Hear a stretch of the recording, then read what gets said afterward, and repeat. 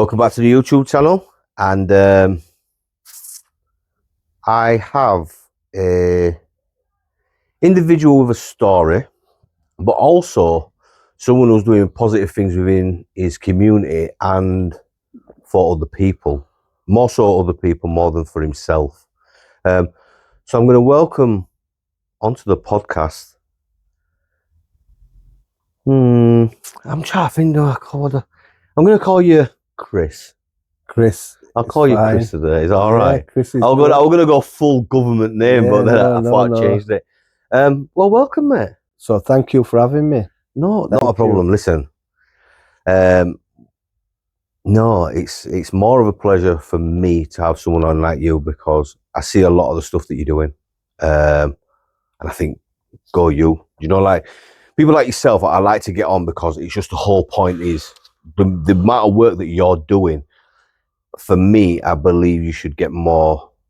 You should be noticed more, and maybe it's more like self-consciously because you don't push yourself out as much, because then you don't want people to go, oh, look at me. Whereas I think that you should be getting those props that you deserve.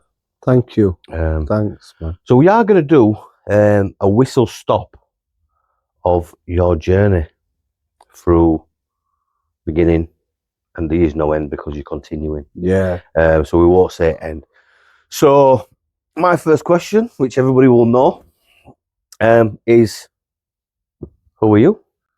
I am Chris Sylvester, the founder of Getting Clean. Getting Clean is a community interest company by legal structure, but also recognised as a LERO. So that's a lived experience recovery organisation. But most importantly, I'm an addict in long-term recovery. That's who I am. Yeah. But you're also, you just mentioned the founder of Getting Clean, and again, I want to touch upon that. And you have brought some little props for me that, and I am going to give you I'm going to say your slogan for you as well when we do get a chance. So all I'm going to say is again, we're not about glamorization. No, we're not about that. And a lot of things that we do, we're all about demystifying all these myths that these young people are seeing. So although I know you have openly admitted to going to prison, it's going to be one of the things that I personally we're not going to cover. So whatever the crime was, not interested. Yep. We just know that you've been to prison. That's the consequence of action. Yeah, consequence of actions, yeah. Because you know yourself, people come on and you see other podcasts where people go, oh yeah, and I did this and I did that and I did the other. And then 20 years later, I changed my life. Well, a young person can look at that and go, well, he changed his life after 20 years. So we don't want that. So what I'm going to do is take you back in time. Yep. Now, one of the weirdest things is I know a bit about you anyway. So I'm going to take you from your earliest memory to being 13 years old. Right. So from my earliest memory, the one that comes to mind just now, I remember getting in trouble for throwing metal cars at passing traffic on Wingate Junction, and I will have been around about, I'd say 5. Okay. 5, and like, I remember my dad bought me these cars, and we lived in a house on Wingate Junction. We just moved there, and things weren't good between my mum and dad. And I think that were a demonstration. My behaviour at that point were a demonstration of what were going on. It were kind of like a protest, because my dad would come and see me and he'd bring me gifts, but he wouldn't spend time with me. Yeah. So, and I remember being an angry kid. I always had anger problems, didn't understand the world, found it really difficult understanding my place in society, in the world, and always have done and still learning now. But yeah, one of the earliest memories I get that comes back to me is that Wingate Junction and throwing these metal cars at cars. and my mum giving me a slap for it. Allegedly. Allegedly, this is back in the day. Yeah, so listen, like, I always say allegedly because when we talk of parenting, of when we were young, completely. Yeah. Well, listen, we won't get into that, because like we have different beliefs and we're all entitled to his beliefs. And I get that from a stance of sort of us demonstrating the responsible nature of broadcasting, and views and things like that. That was just my experience growing up. And do you know what? I'm going to put this out straight away now and say that I had the best possible upbringing within my circumstances and environment, and I was loved. And I were never abused. Do you know what I mean? And when I were naughty, I was punished. So there was a bit where you touched on mum and dad splitting up. So do you think that had a consequence? Do you think that was do you think or believe that's where your behaviour changed? Was it a sense of wanting a father figure? I think potentially I have real difficulty being able to analyse distant memories. Okay. But what I do understand and what I know is that I was a product and I am a product of my environment. And my upbringing were very challenging and difficult because of the circumstances that my mum and dad were in, and the environment. And that definitely impacted my development and understanding of me and my world. So I think I had more of a best friend than a father figure. Yeah. So was you primary, middle, high, or did you go primary straight to high? No, so I went from St. Bart's Primary School to Armley Middle School. Yes, so you went primary, middle. And then from middle school to high school. So we've spoke about, primary school, all good. That's where your parents, I'm guessing his parents split up while she was in primary school, or was it middle school? So it were an ongoing thing. So like, in an ideal world, mother gives birth, father's there, it's a loving environment, like the support. That wasn't the scenario. So my mum gave birth to me and my dad wasn't present. He wasn't about. They were together, but my dad were off doing his thing. Okay. Yeah. He never come to hospital. He never supported my mum during that sort of period. They were together, but they had a business, and that business became, they went bankrupt. They lost everything. Yeah. And that were an ongoing process. I think my mum tried clinging on to that marriage as much as she could until my dad actually run away and left her for another woman. Yeah. Which had a significant impact on my mum, and in turn had a significant impact on me and my development. You know what I'm saying? Obviously your mum was going through her traumas, which then parents going through the traumas can then relay their traumas onto the children. So, and that's where like the connection between my mum, and we're working on this now to this day, you know what I'm saying? But the one that we're lacking, that wasn't there, you know what I'm saying? Because my mum wasn't able, she wasn't present due to the fact that she was struggling with depression, severe depression. Okay. So she found it really difficult to look after herself, let alone me. And there wasn't that connection. I think I were a reminder of a failed marriage. Do you know what I mean? We'd gone from having, luxury and comfort to being destitute. You know what I'm saying? To having nothing, being homeless, and then having sort of a council house that we moved into. You know, but I'm guessing that your mum did the best that she could with what she had. Always. My mum always did the best that she could during any time that she was there, during my sort of adolescence and from sort of being a baby to a small child. There were lots of difficulties that my mum had. Do you know what I'm saying? That I experienced through a lack of connection. You know, through the environmental impact of having an absent father. Did you suffer with that though? So I'm still suffering with that. Yeah, because I'm guessing if your mum suffered with that lack of connection, then that would have impacted on you, which then gives you that lack of connection because the one person that you're with majority of your time, which is your mother, there's a connection. That one exactly, and like I say often, kids are very narcissistic in fact that they don't appreciate other people's emotions. They're very self-centered, the kids, because they can't.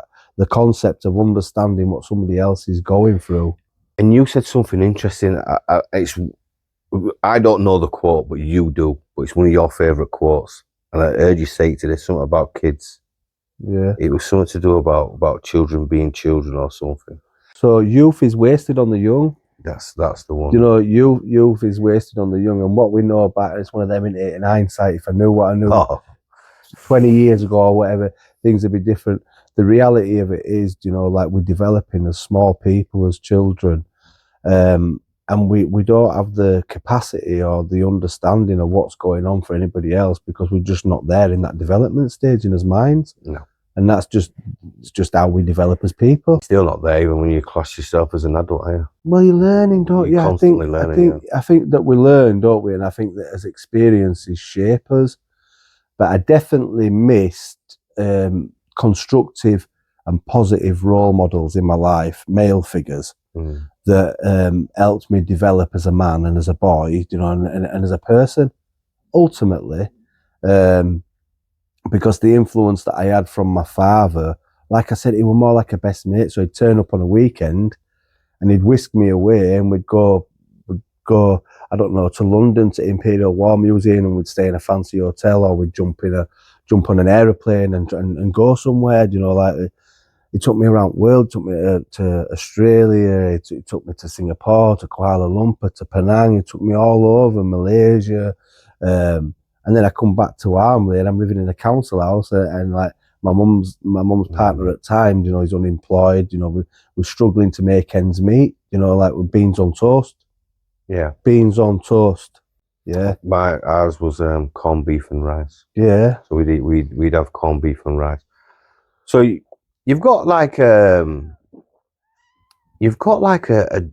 double. You've got like an ulterior world that's going on, haven't you? Contrasting. Yeah, because you're at home, mum, armless, struggling. Dad boundaries, discipline, structure. Yeah.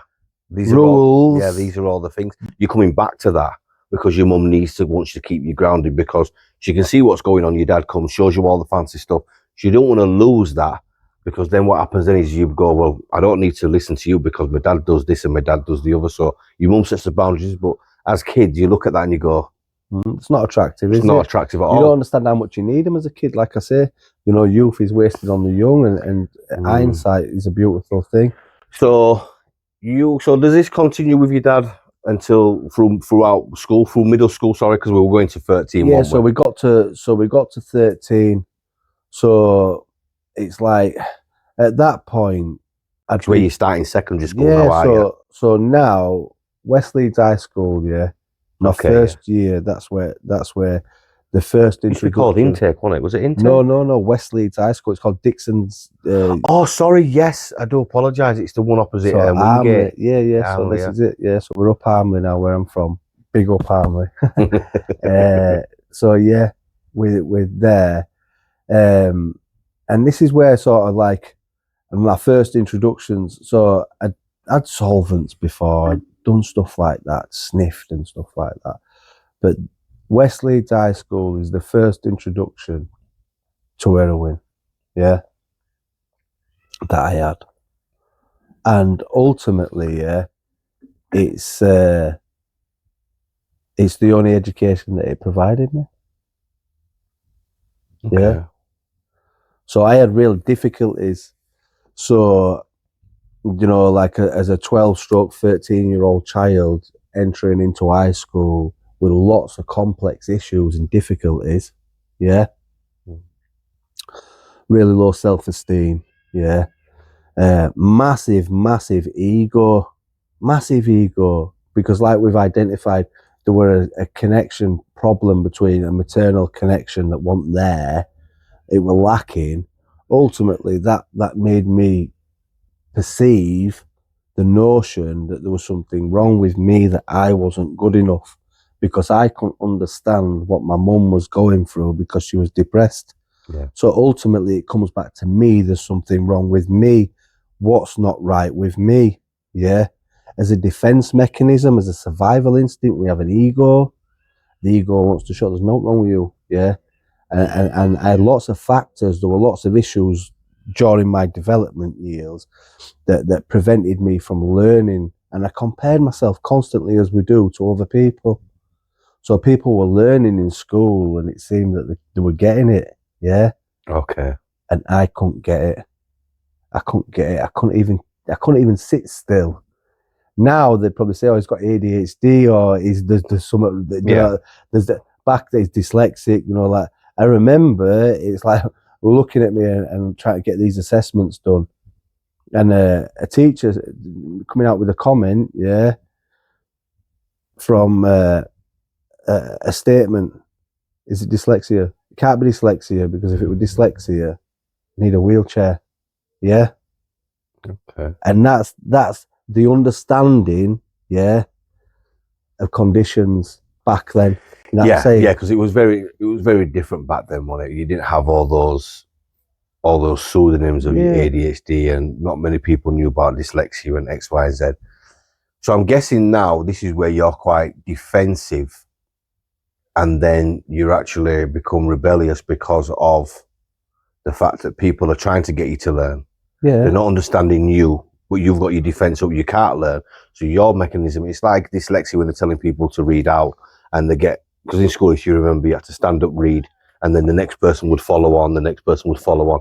But somebody with dyslexia would just kick off and go, I'm not doing it. So they get kicked out of the class because they don't want to get embarrassed in front of the classmates.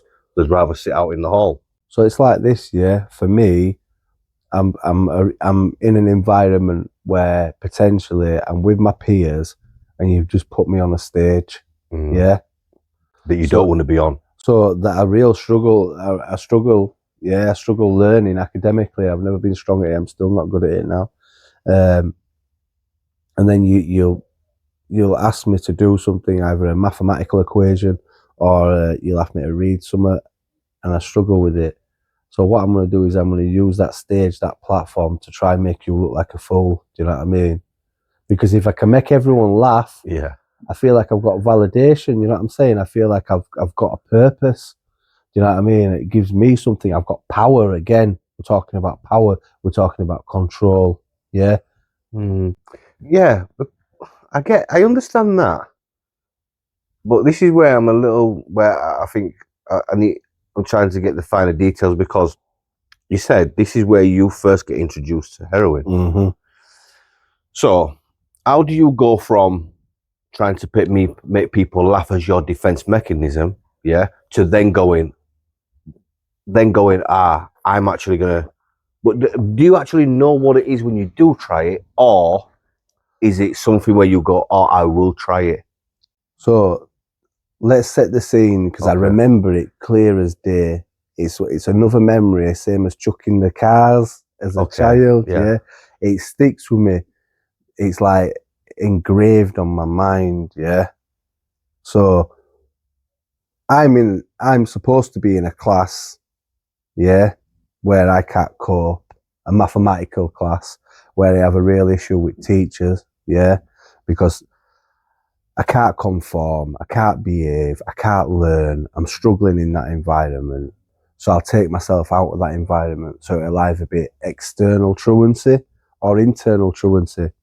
So the internal truancy means that I'm in the cubicles at the school toilets, avoiding going to class because I don't want to feel stupid.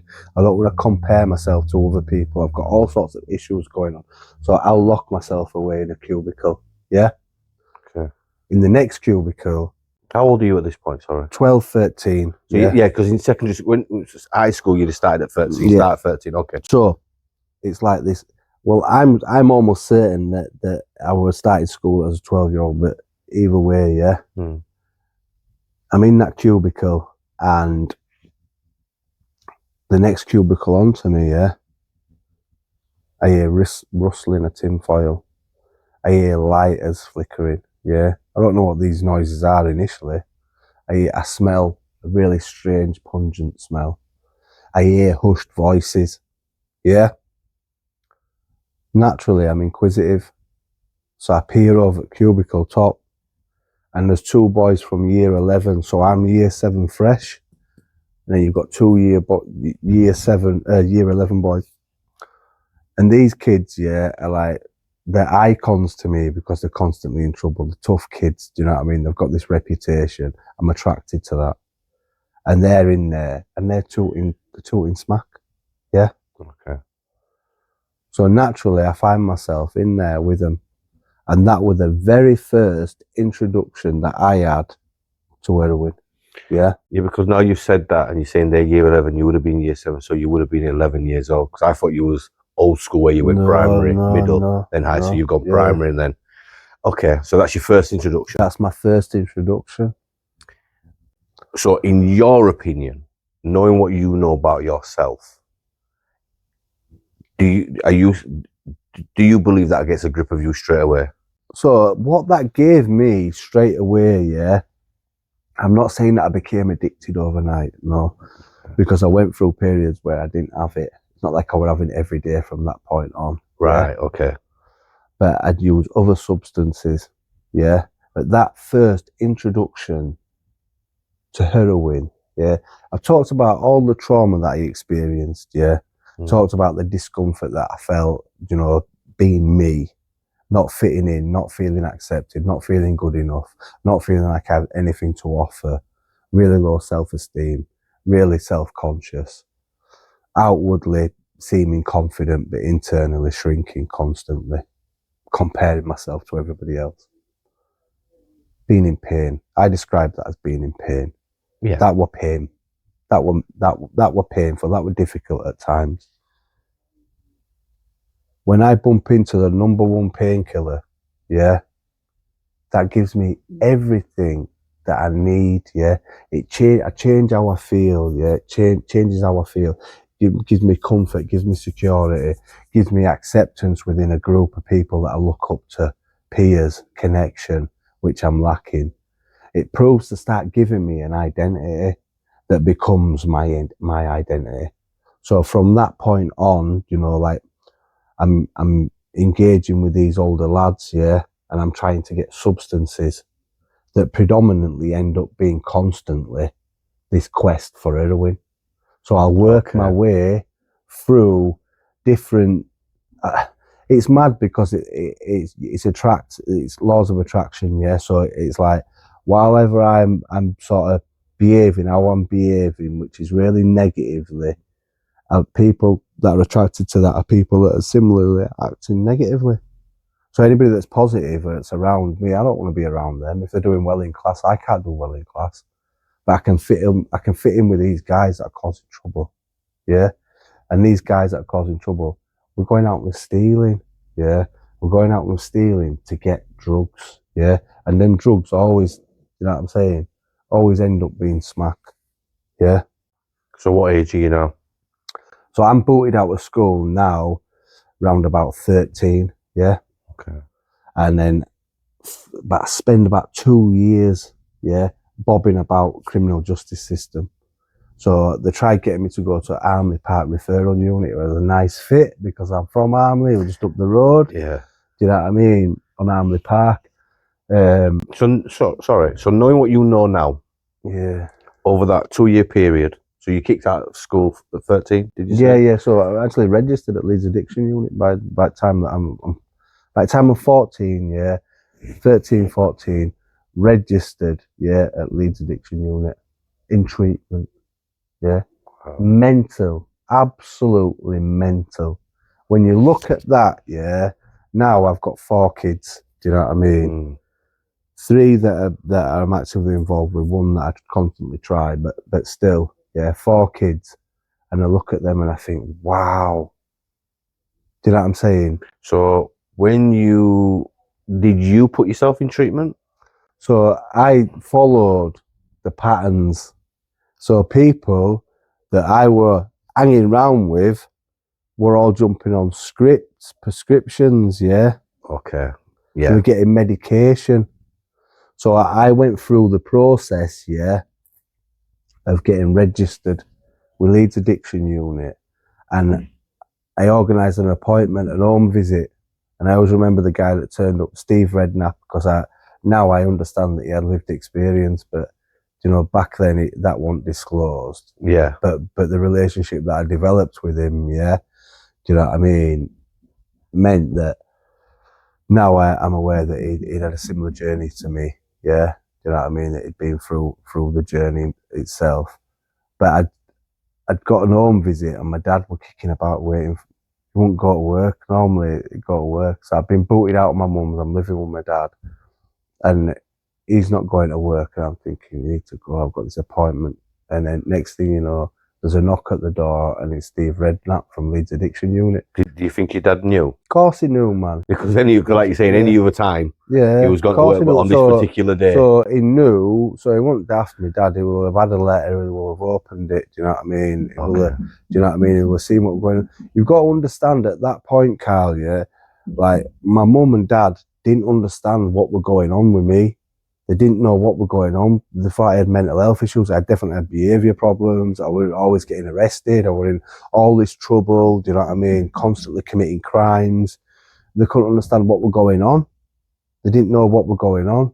So naturally, my dad, being astute, you know what I mean, cottoned on to the fact that there was something going on this specific day, and he waited around, and there were a knock at the door, and straight away, he introduced himself, and I think he did that as a professional, do you know what I mean, as Steve Redknapp from Leeds Addiction Unit. And the game were up then, you know what I'm saying? Yeah. The game were up. How much did you shrink in front of your dad? Do you know what it is? I think even at that point, yeah, I think that it were kind of a relief, do you know what I mean? Because like, I tried for so long, and what happened after that is sort of, I got an understanding from my parents that were a little bit more sympathetic and supportive, yeah, because they started to understand what was going on. And my addiction, even at that point, were out of my control. You know what I'm saying? Yes, yeah, I understand that. Was your dad your hero then? So my dad is my hero, still is. That's your hero? Yeah. 100%. So my dad is the man that educated me. Yeah. So I'm excluded from mainstream school, and my dad has a business. So he had a packaging business. And I used to go to work with my dad, do you know what I mean? When my dad knew what was going on with me, do you know what I mean? He helped me in lots of ways, yeah? To stop committing crime, yeah, and to go to work with him, yeah? He supported me, yeah? I don't want to go too much into that, yeah? No, that's fine. But he looked after me, did my dad. Okay. And he helped me develop an understanding and learning, a practical learning, you know, like a mechanical learning with my hands. Yeah. Being involved in things, understanding how things work. But everybody learns different ways out there. So 100%. Some people need to be hands-on. So what happens from there? So we're around 14 there, aren't we? So what happens from there? So from there, I'm just committed. So I'm already, with best intentions of my dad, yeah. The reality of it is addiction is an illness. It's a disease. I'm dis at ease with myself. Yeah, I don't fit in anywhere. I've got all these issues.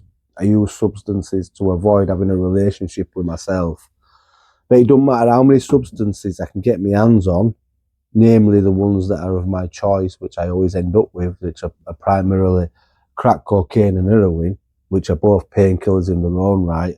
One's like a general painkiller, overall painkiller, and one's a local anaesthetic. You know what I mean? So I'm drawn to these painkillers. That's what tells you I'm in pain. It doesn't take a rocket scientist to work that one out. So, but it doesn't matter how much I get, it's never enough, because that's addiction. Do you know what I'm saying? Yeah. So even if my dad's helping me, paying me a bit of a wage to go to work with him, do you know what I mean, and learn, and then I'm going off, it's still not enough. Do you know what I mean? It's still not enough. So I'm still committing crime, and it gets to a point where I'm off. I'm away from family home. I'm involved in committing crime with other like-minded individuals. not serious crime, but at this point, just more shoplifting. Do you know what I mean? Sort of regional shoplifting, going and committing. But you're still committing crime to to fund my habits. fund your habit. Yeah. Okay. Not going to go out. No. We don't anyway. Yeah. So I'm guessing then there's stints in young offenders. So I first went to prison at 15. Yeah. And that opened up the door then, you know, so that were another cycle in itself. So from that point on then, I became like a small cog in the criminal justice system in the prison service. And it's constant then, isn't it? Yeah, constant, because once you've touched it, once you've been in, and none of that, I think when you're younger, it's like a badge of honour. Well, the thing is, it just became an occupational hazard, and the thing was, like, when I got to YOI, my first pad mate had been in Armley Park referral unit with him. So these were all people that I knew when it was just like a youth club. So there were definitely your peers, weren't there? Yeah, so there were people exactly the same. There were people, Carl, that I were drawn to, do you know what I mean? There were people that I were drawn to that were from similar backgrounds, that had similar difficulties, that were like-minded, that had their own challenges, the same as what I had. Yeah? Okay. And them challenges and them difficulties, the symptoms always manifested themselves in looking for a solution, which were external, which were substances. So the kid that I was padded up with, exactly the same as me, is messing about with substances. Do you know what I mean? Has got already addiction problems. Now that kid's still in madness. Every now and again, I see him, do you know what I mean? And he comes into recovery, but he dips back out because of this, man. You know what I'm saying? So we've tasted young offenders. Right. And where you first go to prison, which you said at 15, and then I'm guessing you're still addicted to heroin. So, like the first time that I went, I went to the crime, but like I was under influence of alcohol and I got arrested for an offence because, again,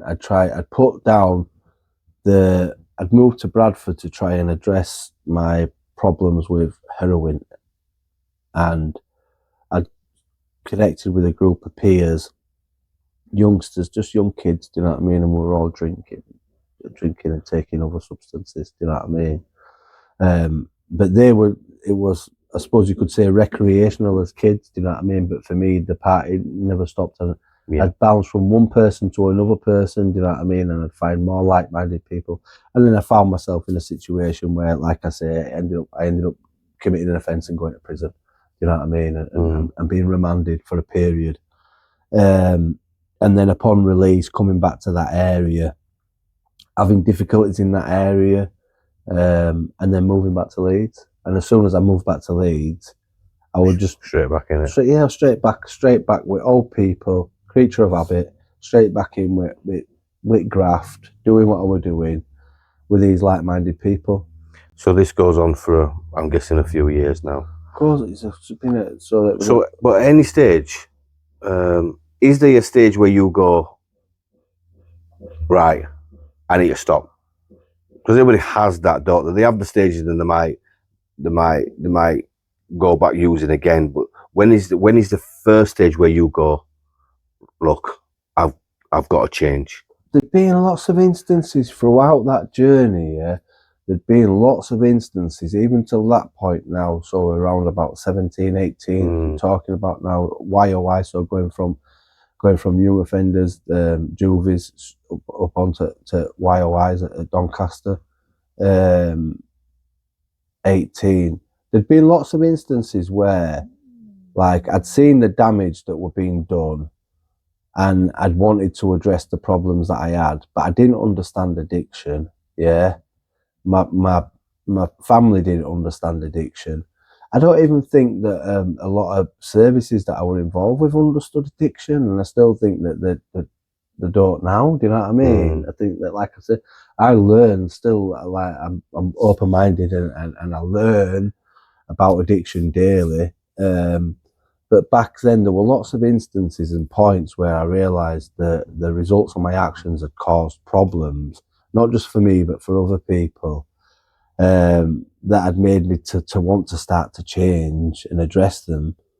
But the power of addiction, you know, I was never able to do that. I was never able to consistently be able to follow up on that. You know what I'm saying? Okay. And is that because, why though? Do you think that was because of the system, because of a lack of understanding, or was it you not actually being ready at that time, if you're being honest to yourself? So I think there's factors. I think there's always factors within situations and scenarios. Yeah, there's always. And I don't think that you can put the blame solely on anything. Yeah, I think that we have to bear responsibility for his actions, and we have to understand things. And like I highlighted, they want the awareness that there was today. They want the support available that there is today. I wasn't aware of it if there were. And ultimately, the timing wasn't right for me to get recovery. One thing that I've learned about life is timing, yeah, state of mind, yeah, and perception, yeah. And if you can get them three to marry up, yeah, you know what I'm saying, at right time, that's when you get traction. And that's when you can keep the momentum going. To battle addiction, that's how it has to be, yeah. And it just never was. So I'd go through periods where I'd do all right and I'd stop for a period, and then my head had convinced me that it'd be all right to do something that ultimately would lead me back down that path. So I'd be back involved with people, you know what I mean, or I'd be doing whatever it was that would lead me always back to these primary drugs, which were heroin and crack. At the time, so back then, and you're saying, so it's a vicious circle in it, because you get to a stage where you're actually stopping. You're stopping off your own accord. So you're able to stop, but then you go, so your confidence builds, I'm able to do this now. But then you'll try again, which then brings you back into this vicious circle again. I don't think as well there were ever truly a point where like I'd I'd surrendered, where there were a complete surrender. I don't think that there were ever a time that had happened. There were times that things got bad, and situations were bad, scenarios, and sort of I'd be in prison, or I'd be destitute, or I'd be getting an ID for robbing somebody, or something. You know what I mean? There'd be something. I'd be under pressure. Do you know what I mean? Something would be going on, but I'd never reached a point where I'd completely surrendered. Do you know what I mean? And I understood what that meant until I found recovery. So there were an instance where, like, at the age of 20, I found myself in Armley jail. I shouldn't have even been there. You know what I'm saying? Actually, I think I know. So is that the one where you lied about your date of birth? In court, yeah. So you go to court. And I learned this from a kid from Gipton, from Corned Beef, yeah. Come on. Yeah, so he told me, you know what I mean, because he did it the other way around. So avoiding going to Armley, he used to constantly be in Doncaster, because Doncaster for him were cushy, you know what I mean. So he'd lie about his date of birth, and everybody was like, wow, he's not, you know what I mean. And so we knew it were a graft that he could pull off, do you know what I mean. So I'm from Armley, so like logical thinking, the girl that I'm seeing at the time, she's bringing me parcels through visits, you know what I'm saying? Fat visits. If I go to Armley, easy to Keene, do you know what I mean? Yeah, nice. So I lie about my date of birth in court, add a year on, end up at Armley, have a massive culture shock, because it's not Doncaster, it's not like a new build. It's like an old castle, do you know what I mean? It's horrible, isn't it? It's horrible. The sounds, the smells, the you know what I mean? That just like, it was like, no windows. Yeah, so it was just like, it was madness. So anyway, and then like, I'm trying to reach this girl that I'm seeing, who I've supported for a long time, who I've introduced to this life, or she was just a good girl before she met me. She was going to work, she had a job, all this stuff, do you know what I mean? She just smoked bud, you know, and then she met me, I convinced her to have a go with me on foil, do you know what I mean? And then I opened up the doors to addiction for her. She became a prostitute.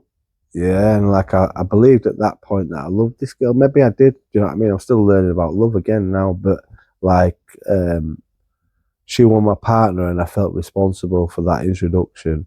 And she wasn't able to support herself how I'd been supporting them because I would committing all crime and feeding both our habits. So when I went to prison, she started being a working girl. She started working on beat to feed her addiction, and that absolutely blew me in mind because like it was first instance where I took responsibility for my actions and thought this is my fault. This is of my making. Do you know what I mean? And I was hearing all sorts of stories over at Wall about what were going on. And I just had to get out of there. So as soon as I was shipped out, I was like, you know, that part of my life, I put that part of my life behind me or tried. I'm talking about heroin and crack and the damage that had done. You know, I put that behind me. Went to Everthorpe and started preparing for the next stage of my journey. You know what I'm saying? Sort of telling myself that no more we're going to be involved in them substances. So that was you. I told myself that at that point, and it was like, so I'd gone to HMP Everthorpe when it was still called that, and yeah, baseline were about Casa Locos, niche. So I got this vision, yeah, that I was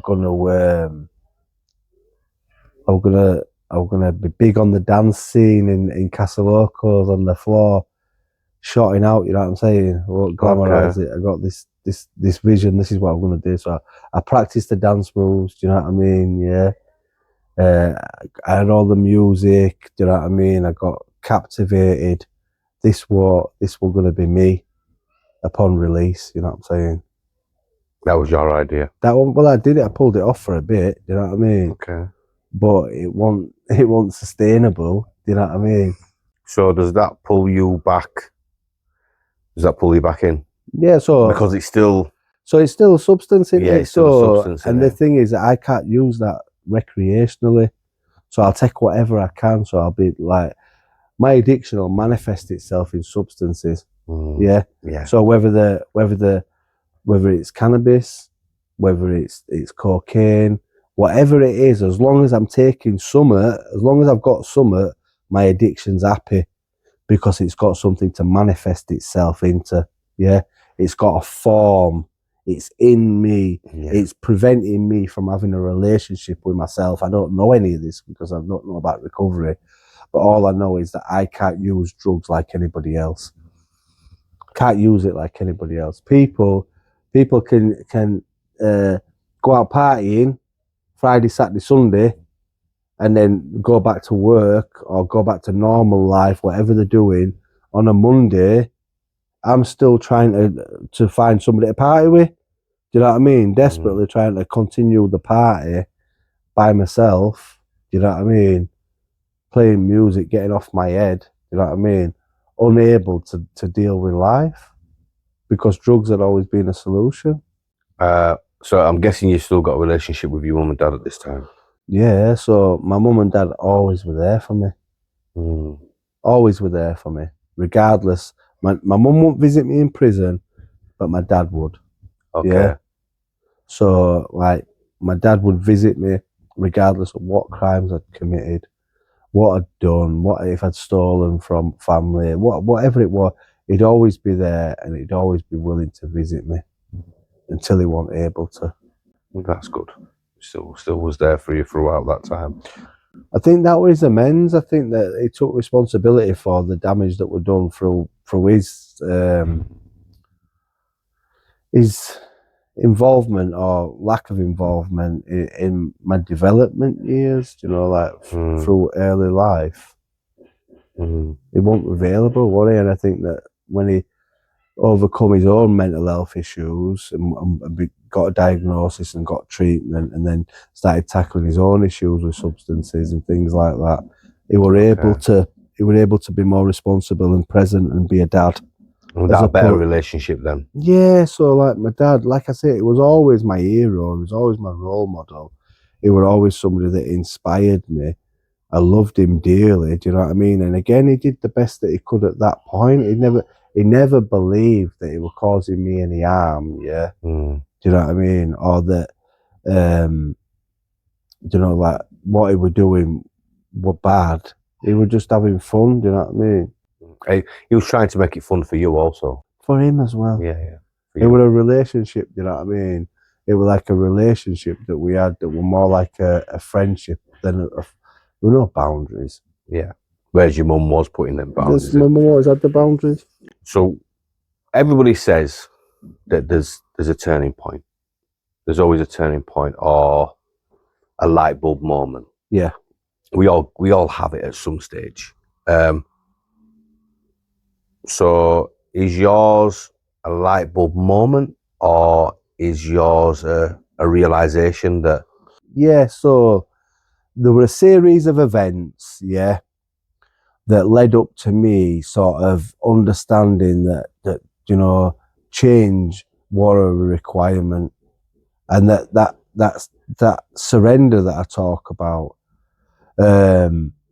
was something that we needed, but I didn't understand what that meant. So when I truly learned about what surrender meant, well, when I found recovery. And so we're talking about me. I've been released from prison. You know, like all the trauma that went on around that sort of last sentence with my dad passing and not being able to sort of support my mum or my family or be present, having to deal with phone calls with my dad on a night on wing, being taken to phone privately and people shouting out the door, "Your grass," and all this just nonsense, and having to deal with that environment, you know, trying to speak to my dad, trying to support him from, and not being able, being in prison, and not being able to be with him. Do you know what I mean? Just absolutely broke me. And I was desperate. Like I said, I'd got this qualification, I'd got off of medication, I'd been treated for hepatitis C. I'd done as much as I could to try and present my dad with a package of belief that things were going to be all right. Things are going to be all right now because I've done all this work, Dad. He didn't see that. And then sort of the last time that I was in Wheelston and I was visited, in the visits hall, my mum becomes emotionally available for the very first time, and tries hugging me to tell me that my dad's died, and she's crying. And I shut her down because I'm surrounded by people, peers, that I'm in jail, and I'm like, don't be crying, I don't want to deal with this here now. I've got to go back to the wing. We'll deal with it when I get out. And I don't hug her, do you know what I mean? And I shut her down, do you know what I mean? And that was the first instance where my mum had been emotionally available, do you know what I'm saying? Looking for a connection. So going right back to my childhood and where that's not been the case, the first time that it has again, do you know what I mean? This facade, this ego, this character defect of mine that's all born from addiction has prevented me from having this relationship.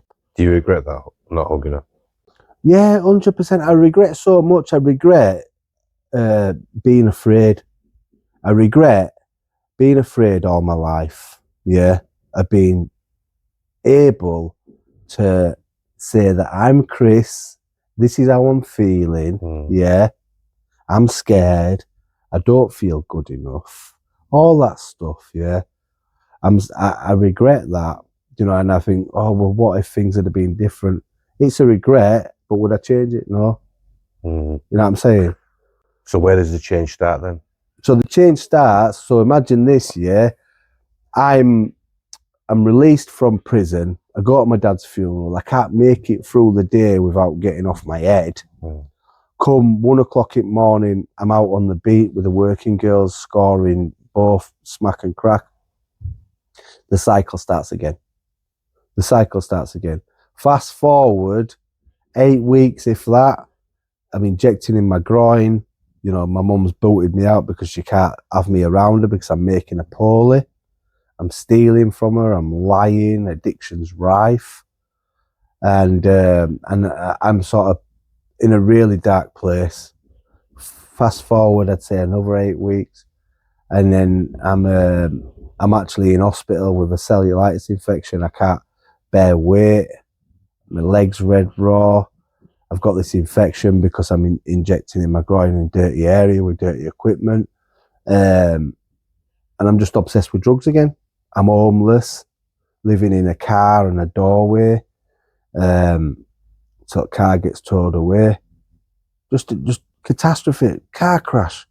And I'm a PPO, bear in mind. So that's a priority prolific offender that has to provide urine samples, yeah, for my probation officer. So my probation officer, shout out Donna, big up Donna. She helped me save my life. She'd been visiting me throughout my last sentence. She'd been trying to support me sort of emotionally as well with what was going on with my dad. And she was fresh in the job as well, so she had the passion and the desire to carry change. You know, I hope that she still has that. I think that she does as well because I met her recently. But ultimately, you know, like she gave me an opportunity. I got booted out of hospital because I couldn't stop using, and I was supposed to provide a urine sample that were clean. Not possible because I've been using all through my stay. But attending that appointment, you know, like with my probation officer, my mum were there. She picked me up in a taxi. There was a guy there at probation that mentioned, you know, 12-step recovery. You know what I'm saying? Narcotics Anonymous. And I just saw it as an opportunity. I thought, wow, if she goes for this, she's not going to recall me fixed term back to jail because she should. She's duty bound to do so. But she went out, man. She went out on a limb and she said, look, you know what I mean? Try this meeting, see what you think. And in my mind, I'm thinking, I've hit the jackpot because I'm going to a meeting where she don't even know if I've been or not because it's anonymous. I know what that meant. Yeah. My mum's supporting me, so my mum's giving me £10 to get there. Do you know what I mean? So I'm thinking, yeah, I've got £10 I can score with now. You know what I'm saying? And then in true addict style, I've invited my little brother who's 10 years my junior. Right. So is that as a witness? No, yeah. So to validate the fact that I'm trying and I'm going to these meetings, but also because he's going to pay for the travel. So you've still got your tenner. So I've still got my tenner, so I'm not having to break into it for bus fare. You know what I mean? I've got the means to score. So I went with the intention of picking up loads of jargon and spiel, convincing everyone that I was trying to address my problems with addiction. But in reality, you know, like I would just use it as a way to manipulate people. So I went to the meeting and like, it's mental, yeah, because I had this preconceived idea that it won't going to work for me, this meeting, because there were going to be nobody there like me, that had lived like me, that had experienced the sort of criminality and the jails, the crime and the substances. I didn't think that anybody went to meetings to talk about the problems. Do you know what I mean? And it's like, I was blown away because I went with my brother convincing people that I were trying, and somebody from my past opened the door to me. So this guy, yeah, I used to buy weights of crack off to sell. Do you know what I mean? And I didn't even know that he smoked. I thought that he might party recreationally, sniff and go dancing and carrying on like that. But I didn't think that he would have been on the pipe, you know what I'm saying? But he was. And his psychosis had got that bad that he tried committing suicide. So his support workers, you know, he jumped off a veranda in Leeds and it landed in this Narcotics Anonymous environment by way of his support workers. And he took me to the side, he said, Chris, if you carry on using, there's 3 things waiting for you, and that's jails, institutions and death. And I knew what he was saying was right because I'd experienced all that straight away. You know, like I recall being a child, you know what I mean, going up through all these institutions, I recall being a child because I didn't go to prison. Do you know what I mean? In and out all my life. And then more than that, the death bit really, really resonated because like I'd experienced lots of overdoses leading up to it. You know what I mean? I had my mum banging outside of ambulances, seeing if I were inside while I'm getting naloxone treatment, you know, and overcoming addiction, being stabbed, you know, having my head smashed in with hammers, rammed off at road, all sorts of stuff associated with criminality and addiction, yeah, that go hand in hand. So I knew what he was saying were right. I knew it. But more than that, he asked me a question. He said, how are you doing, Chris? How are you really doing? Yeah. And you've got to remember, I'm about 9.5 stone, 10 stone at best. Yeah. Got nits. Half my teeth are missing. And I can't even stand up because I've got this infection.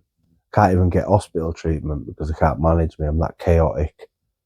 Yeah. So it's like, how am I doing? And it was the first time that I had an opportunity to truly look at myself because I thought I had it going on. I thought I had all answers. You know what I mean? I thought I knew everything. And my only concern was getting more. Yeah. You don't actually see a true reflection of yourself, do you? It's an illusion, isn't it, really? So all I see, yeah, is that £10 wrap in my pocket. That's all I see because that's all that mind is going to. You know, that £10 is soon going to become a £10 wrap, yeah, and I'm going to score, and that's going to help me try avoid having to deal with life. And I don't even see it like that because I'm that consumed with obsession that all I'm really focused on is the feeling that I'm going to get from that. But when you break it down and look at it, Carl, it's because I can't deal with life. Yeah. I can't deal with life, man. Yeah. I can't deal with me. I don't know who I am. Never knew. Yeah. And then I'm surrounded by all these amazing people that I would have judged. Do you know what I mean? That I would have looked down on before.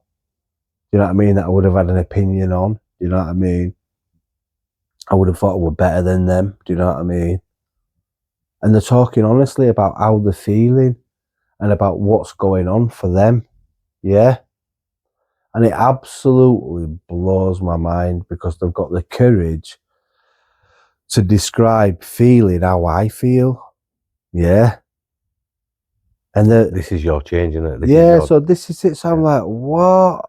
Do you know what I mean? The reason why I said that and the reason why I jumped in then is because throughout you telling your journey, you're telling that particular story of going to that place, then is where you started smiling straight away. The smile, like sometimes you can't hide your emotions, can you? And that's where you started smiling, like the pennies dropped. Yeah. Like, and you know now, I've found like. Well, listen, let me describe it like this. Yeah, the easiest way for me to describe it. Yeah, I'm really big on community. So big on community. Yeah, and I'd found my community.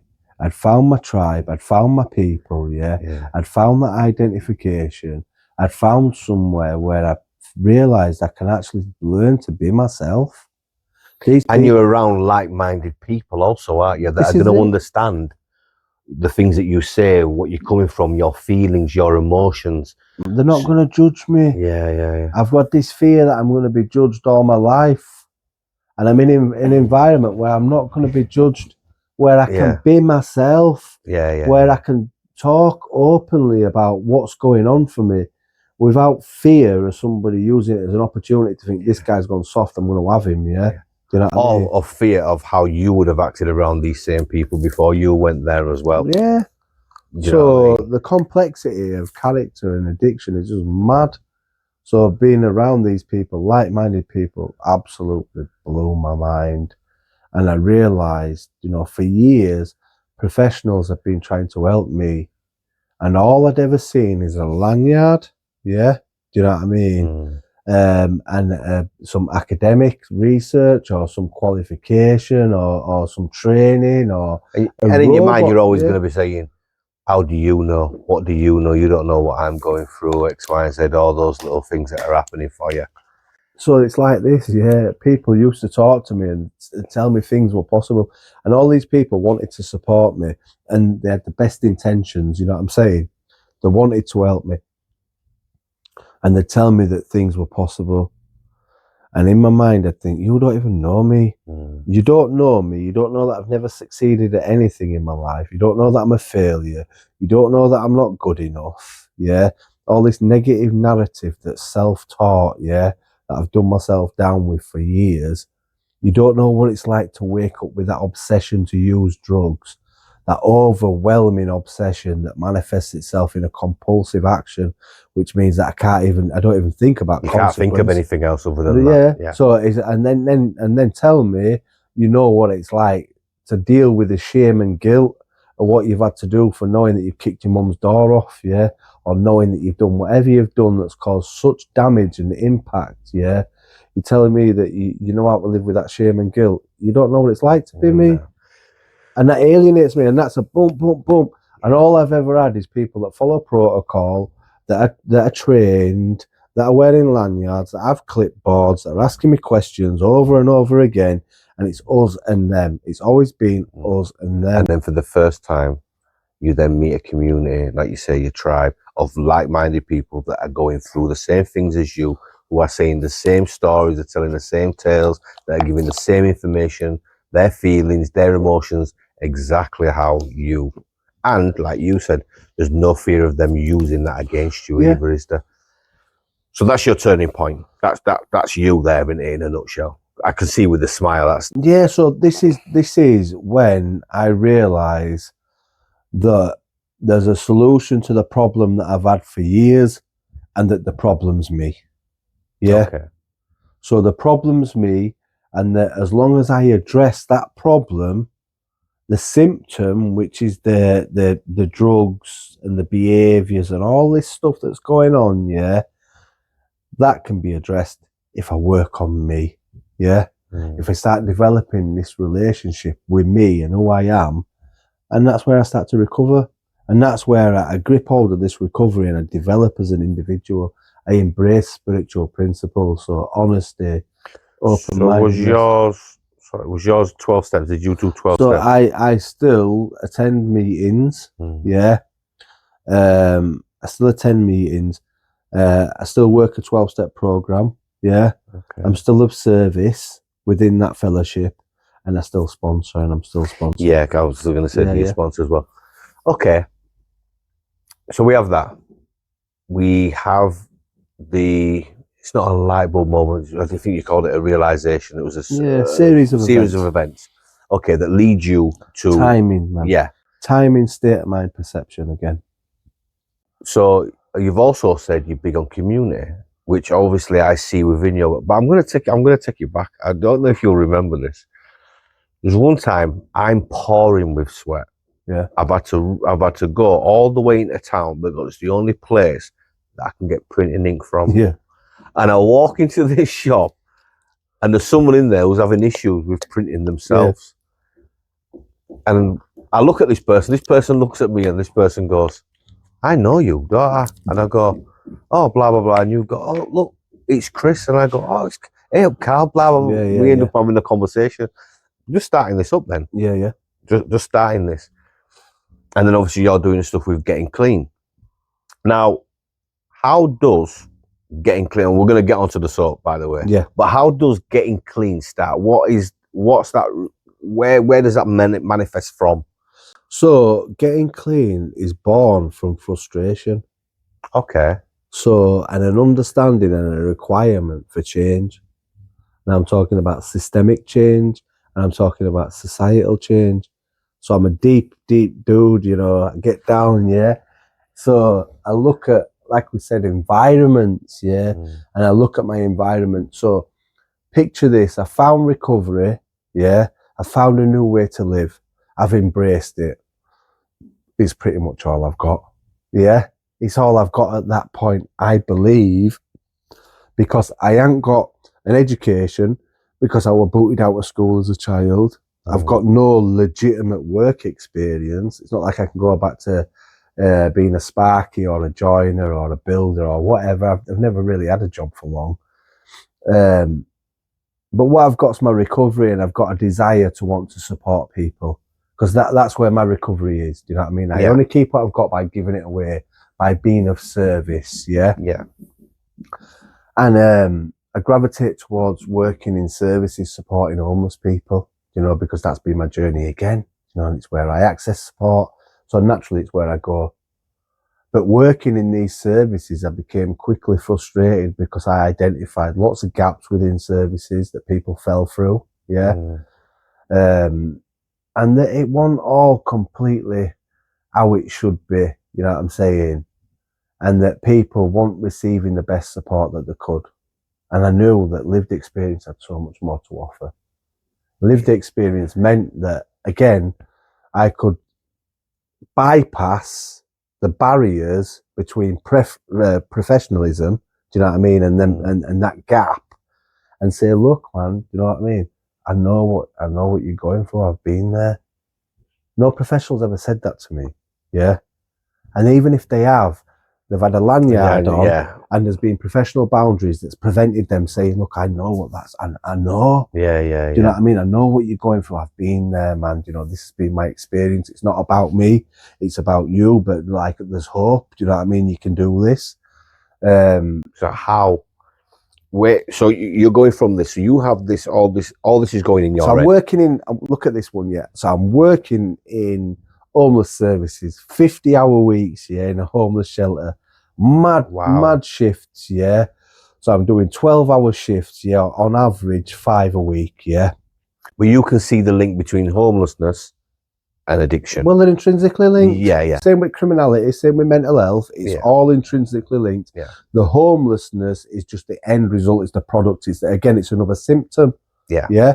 So it's like, I see all these people just coming back through services, in and out of services, and no one really dealing with root cause of problems. And I know from my experience that everybody has skills and strengths. Everybody has them.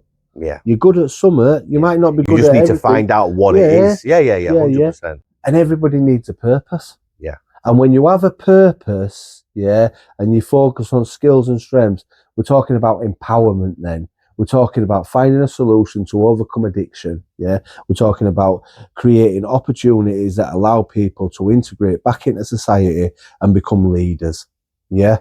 So it's like, for me, I'm seeing these people coming back through services. I'm seeing them at times, yeah, being traumatized and re-traumatized every time they're involved with services, because it's just about outcomes. It's about moving people on, passing people on quickly, do you know what I mean? And saying, right, that's a positive outcome for the service, not really a positive outcome. Which actually means you can get more funding, but it's not actually a positive outcome for the person. Well, it's just a positive outcome for you as an organisation. Yeah. So you can say, you've done, bam, tick box, this is what we've done, it's positive outcome. In reality, it's not positive for individual. No. And the same individuals are coming back through services more and more traumatized. This is what I'm saying.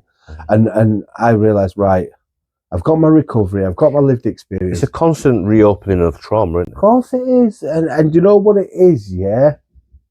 It's like every assessment that you have, and you go through that assessment, you relive trauma because people want to know about people want to know about everything that you've been through and what's gone on, and you know.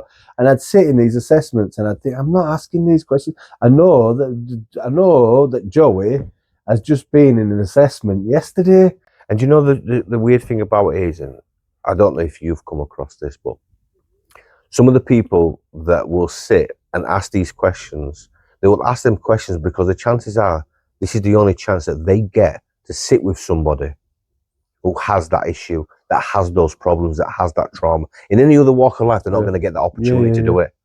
So it's about extracting information. It's more about extracting information, not necessarily to help the individual. Yeah. So I came up with the idea, right, I'm gonna bring people together in recovery, yeah, to tackle environmental issues in the community. Because in tackling environmental issues in community, we will create better communities. Yeah. Like I've said, it's all about community. It's all about being of service. Yeah. And it's all about focusing on people's skills and strengths and empowerment.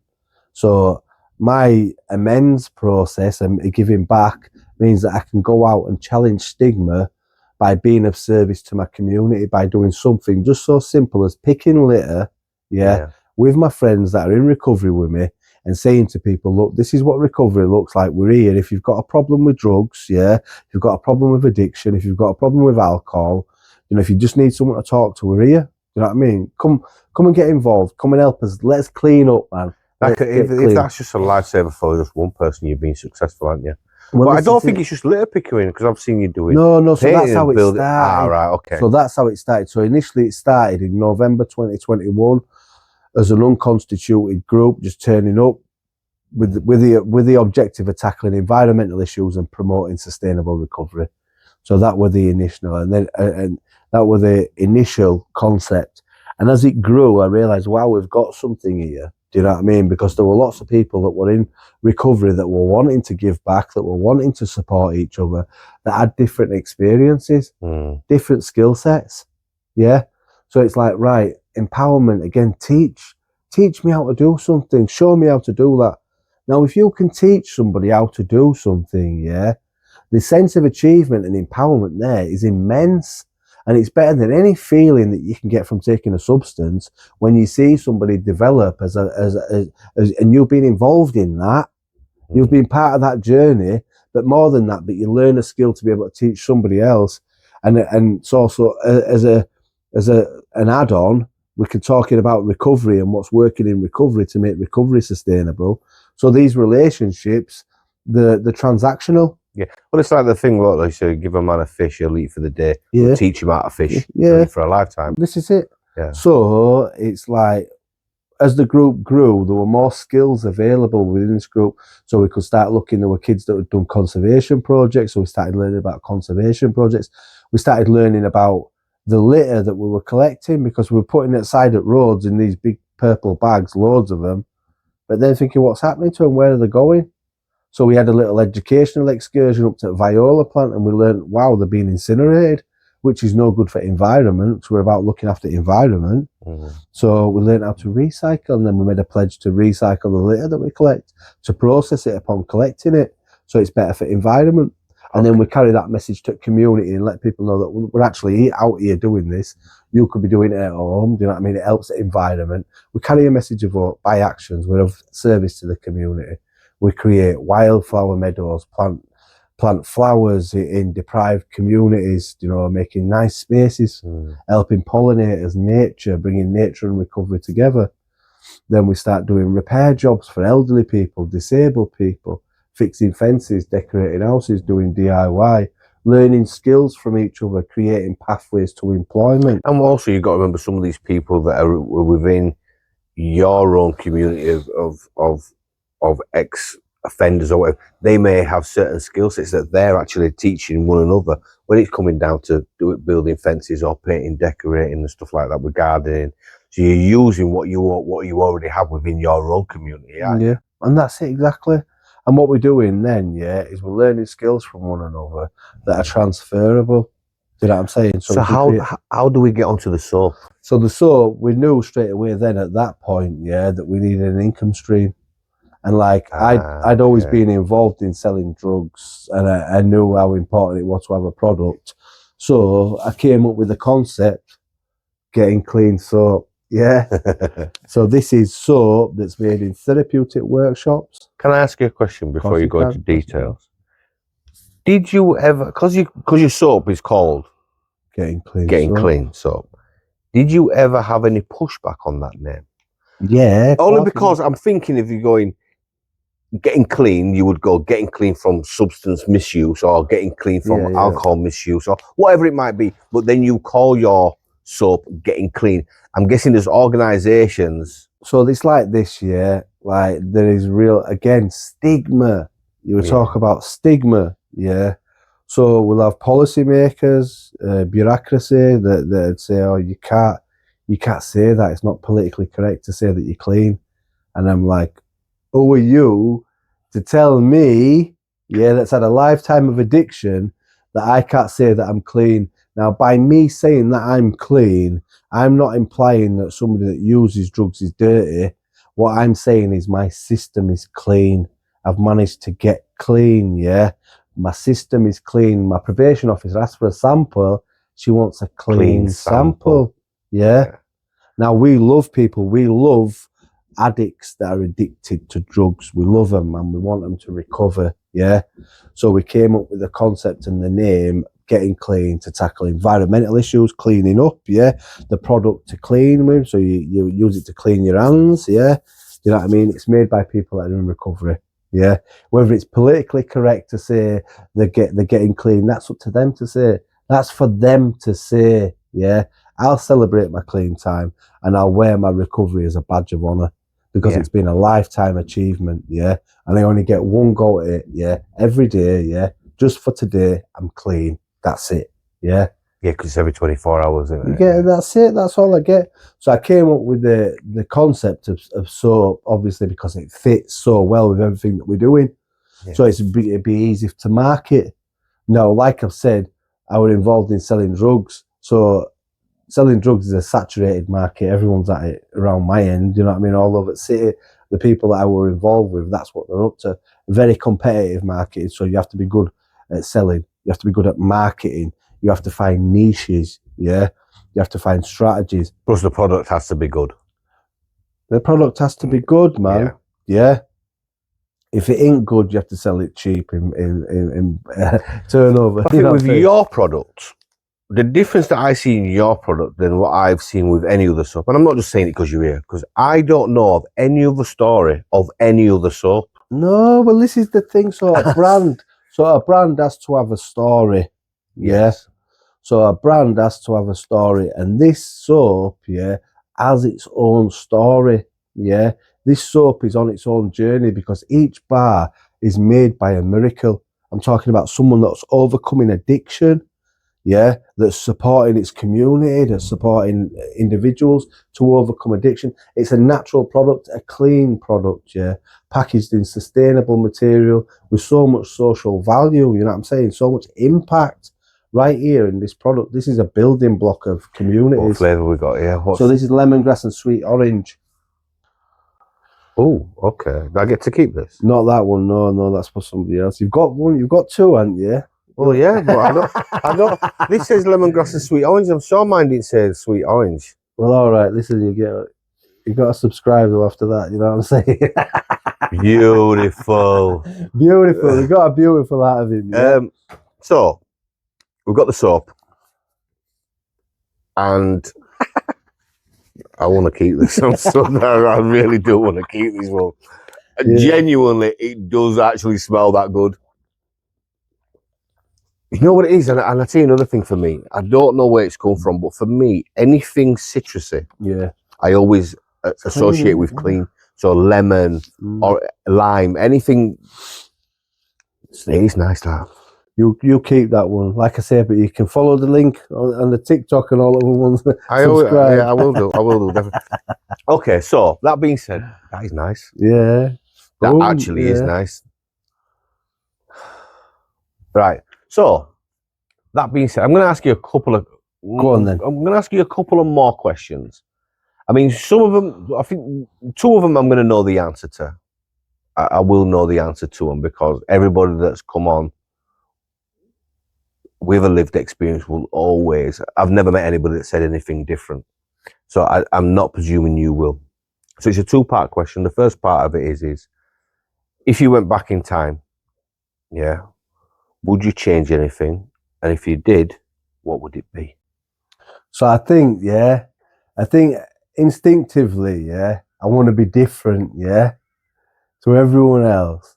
So today, because we only get a day, don't we? Yeah, we only get a day at a time.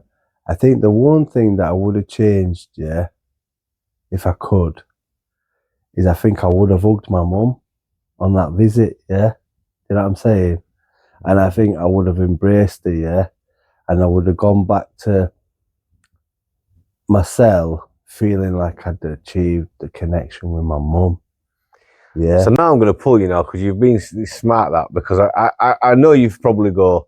Because most people will go, no. Well, listen. Most people say, no, I wouldn't change because it puts you on the path takes you where you are now, leads you to where we are today, sitting down, leads you to the sofa. However, that hug with your mum actually doesn't change your destination, does it? No, so it don't. So the Yeah. thing is, because I don't have an introduction to recovery at that point, I'm still powerless. It's not gonna, that hug ain't suddenly gonna mean that I suddenly get recovery. Is that a hug more for your mum than yourself, though? I think potentially, yeah, and I think for both of us, but it's something that I've never really, I've never really thought about that, because I'd always been sort of conditioned by that. Still, that you know, like, we people, a lot of people that will watch this may understand it, but I think when you come from a background of lived experience and you go through traumas, you learn of ways to forget that. There's a way that you forget avoid it, and, and what you do is as soon as it comes in, you dismiss it straight away, because you can't afford for it to be there because of what it can possibly do to you. So you learn a way, and there's a mechanism. I don't know how it is. I genuinely don't know how. But it's all survival instincts. Yeah, there's so many things that happen that I continuously block them out. And maybe as a generational point of view of generations, you couldn't be seen as weak.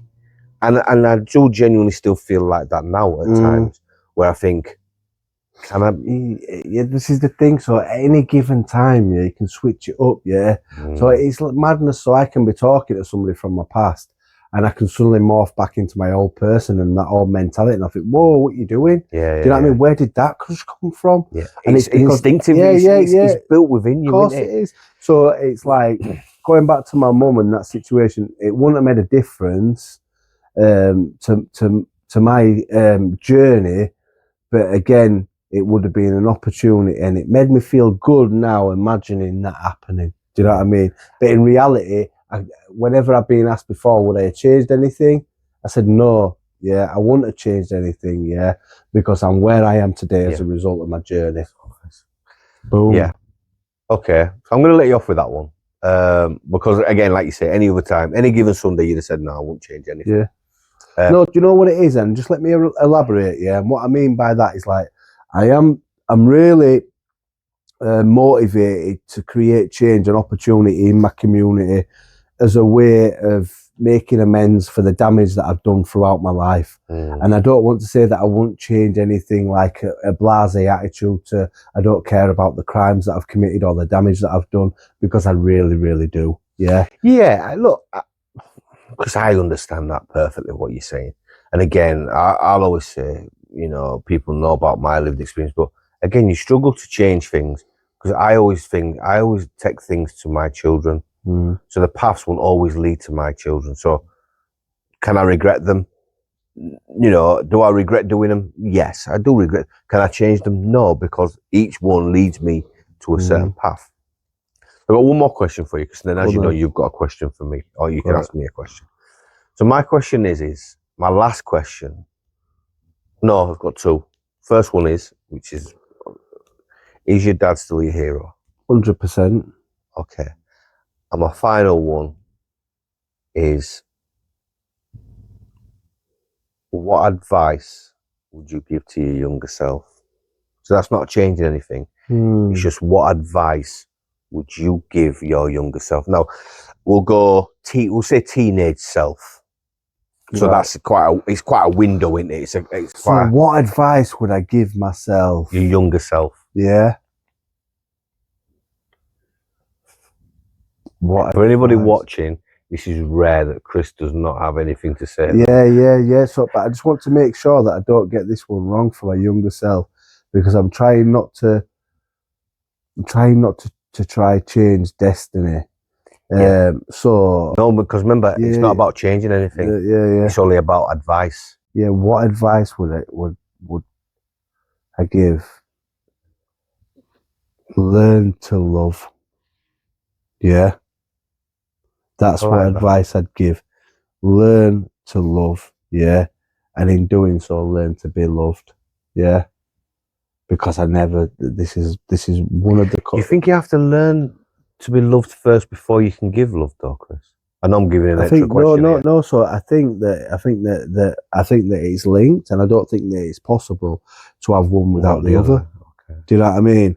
Yeah. So it's like it's a process, and being able to be receptive to it. Yeah, because they are quite intertwined. Because how do you know what love is if you don't feel love? And therefore, if you've never felt love, how can you give love? I'll tell you one thing, yeah. Just the word itself, yeah.